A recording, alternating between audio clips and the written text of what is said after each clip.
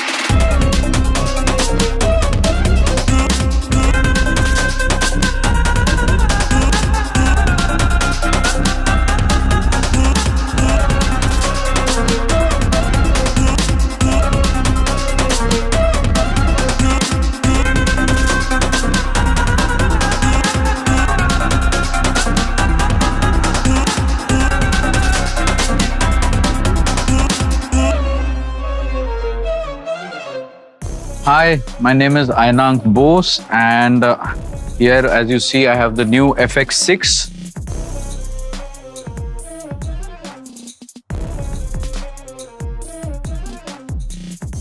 And if you've enjoyed the video, this is the time we speak about the camera. When the guys at Sony asked me to take a test on the new FX6, because I'm not really used to seeing a camera that is so small. We're used to much bigger cameras. When it came to testing, I really thought that we should test it in real world conditions, you know.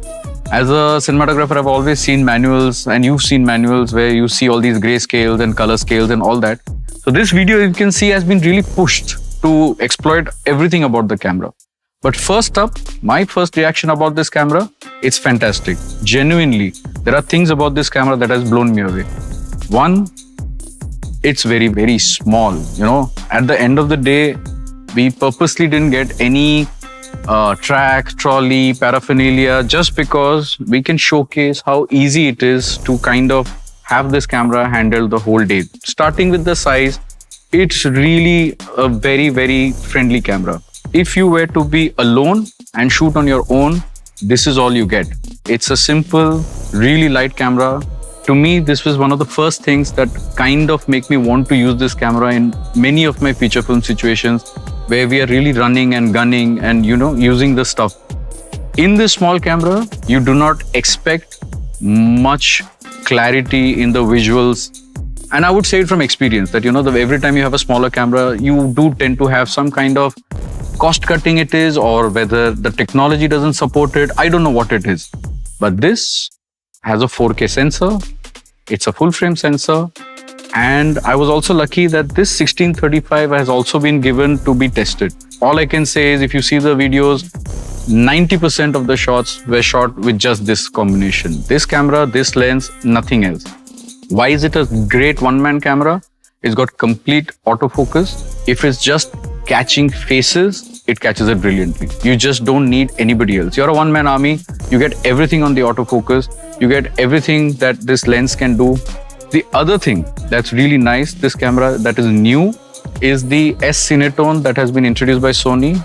I have used it once or twice before when I have used the Venice, and they have put the same Venice feature of the Cinetone color space into this camera. That is the other thing. I mean, it is really mind-blowing, for lack of a better word, because the visuals I saw, it looked as good as graded. What you see is basically as good as what has been shot on the camera. And as a cinematographer, the first thing that you feel that a sensitive camera may not handle highlights. But this is a true dual ISO camera. It can handle highlights like nobody's business. In the test, we've taken shots where there is no lights and just a fire We've taken shots where we have really burnt out the light in the back. We've taken shots where I have mixed colors. There is a red color phone booth and a normal skin tone. There is nothing that this camera didn't handle which I have not been used to in a camera that is way more expensive or way more bigger. And that, I think, is going to be the key selling point at this point of time, where you have a camera that does everything that we are used to in our professional setup. There is something about this camera that I should speak about even though I'm not too tech savvy. And that is, this camera is having a dual CF Express card. Now, the other thing that is also really good with this camera, unlike any other professional cameras that we use, is that at 4K, I was able to do 120 frames per second. And just to push the camera, on HD, we pushed it to 240. And it holds colors, it holds black so beautifully. So for all of you who are used to being a one-man army, I think this is like a big thing for you guys. So maybe that is something also for you guys to enjoy.